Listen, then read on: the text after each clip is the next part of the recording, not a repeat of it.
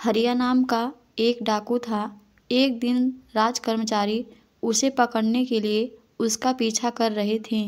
वह उनसे बचने के लिए एक भागवत कथा के पंडाल में घुस गया।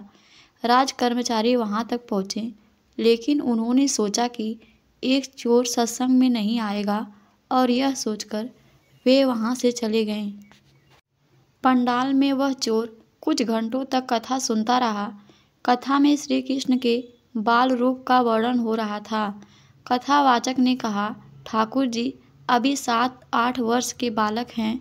बालक श्याम सुंदर रोज सोने की छड़ी और सोने का मुकुट धारण करके गाय चराने जाते हैं। चोर तो था ही, और सोने की बात सुनकर उसके कान खड़े हो गए। उसने सोचा कि एक बालक जो अकेले वन में गाय चरा रहा हो, उसे लूटना तो बहुत आसान होगा। कथा समाप्त होने के बाद वह डाकू कथा प्रवक्ता के पास गया और पूछा, जिस बालक की आपने कथा सुनाई वह कहाँ मिलेगा? कथा प्रवक्ता समझ गए कि इस व्यक्ति पर ठाकुर जी की कृपा होने वाली है। उन्होंने उससे कहा, बेटा वह तो बहुत दूर वृंदावन मथुरा में रहता है। उसके पिता का नाम नंद बाबा है। चोर ने कहा, ऐसे नहीं, पूरा पता बताओ। मैंने अच्छों को लूटा है, ये तो फिर भी एक बालक है। इस पर प्रवक्ता ने जवाब दिया, अरे वह चोरों का भी सरदार है, तुम उसे इतनी आसानी से नहीं लूट पाओगे। डाकू बेहद अभिमानी था और उसने प्रवक्ता की बात सुनकर कहा, मैं कसम खाता हूँ, जब तक उस बालक को लूट नहीं लेता मैं पानी नहीं पीऊँगा। प्रवक्ता ने मन ही मन सोचा कि अब इस डाकू का उद्धार निश्चित है, क्योंकि हमारे प्रभु इतने दयालु और उदार हैं कि यदि कोई उन्हें लूटने के इरादे से भी उनके पास जाए तो वे स्वयं को लुटवाने के लिए तैयार हो जाते हैं। चोर ने श्री कृष्ण का पता पूछा और उन्हें ढूंढने के लिए निकल पड़ा। प्रवक्ता ने हरिया को वापस बुलाया और कहा, सुनो, वह बहुत निडर है। यदि वह तुम्हारे बल से न डरे तो तुम अपने साथ थोड़ा माखन और मिश्री ले जाओ। यही उसके लूटने का कारण बन सकता है। तुम्हारे भयावह स्वरूप और बल से तो वह लूटने वाला नहीं है। हरिया डाकू ने कुछ माखन और मिश्री ले ली और यह निश्चय किया कि वह श्री कृष्ण को लूटकर ही रहेगा।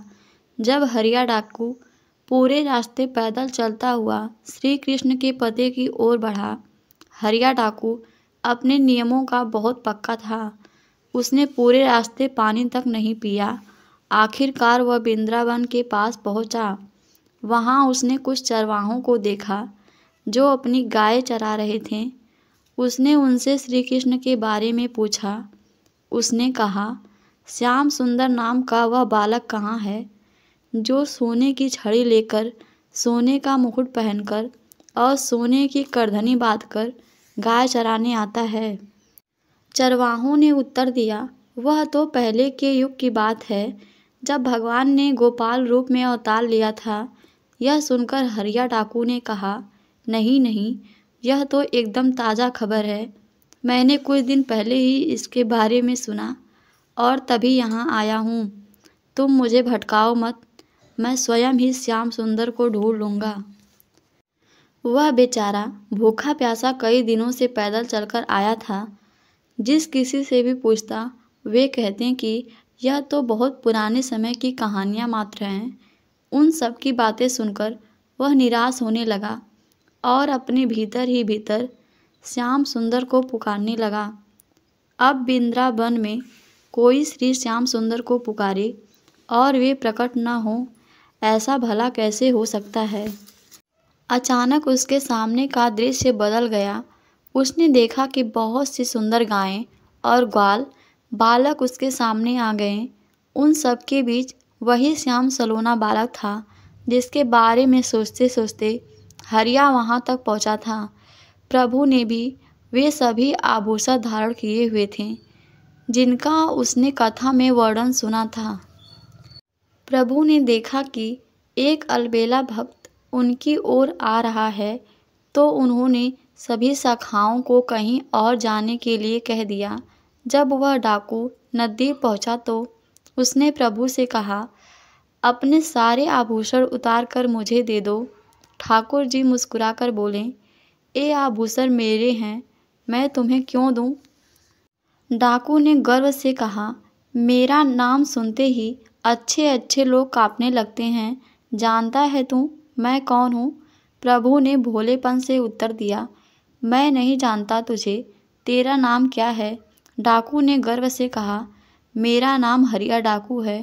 प्रभु मुस्कुराए और बोले, तेरा तो बस नाम हरिया डाकू है, पर मैं तो स्वयं हरि हूँ। यह सुनकर डाकू को उस कथावाचक की बात याद आ गई कि यह बालक डरने वाला नहीं है। हरिया डाकू ने बहुत प्रयास किया, लेकिन प्रभु पर कोई प्रभाव नहीं पड़ा। अतः उसने हार मानकर कहा, सुनो, मैं तुम्हारे लिए माखन मिश्री लाया हूँ।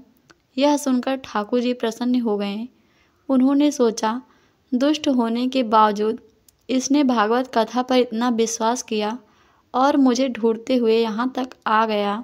ठाकुर जी ने माखन चखा और मुस्कुराते हुए कहा, तू भी इतने दिन से भूखा है, ये बचा हुआ माखन खा ले। इसके बाद प्रभु ने कहा, यह सब आभूषण ले जा। मेरी मैया के पास बहुत आभूषण है, वो मुझे नया आभूषण पहना देगी। जब उसने प्रभु का दिया हुआ प्रसाद खाया तो उसके सारे विकार नष्ट हो गए। उसके भीतर की दुष्टता समाप्त हो गई और वह प्रभु की कृपा से बदल गया। उसकी आंखों से आंसू बहने लगे। वह प्रभु के चरणों में गिरकर रोने लगा। ठाकुर जी ने फिर कहा, ले जा ये सारे आभूषण। लेकिन उसने हाथ जोड़कर कहा, प्रभु, मैं आपको छोड़कर यह आभूषण कैसे ले सकता हूँ? ठीक उसी क्षण उसकी मृत्यु हो गई और वह प्रभु का नित्य सखा बनकर उनकी सेवा में पहुँच गया। हमारा जीवन धीरे धीरे व्यतीत हो रहा है, लेकिन हम अपने समय और ऊर्जा को भोग विलास में व्यर्थ कर रहे हैं। जब हम केवल प्रभु को पाने की सच्ची इच्छा रखेंगे, तब भगवान हमें तुरंत मिल जाएंगे।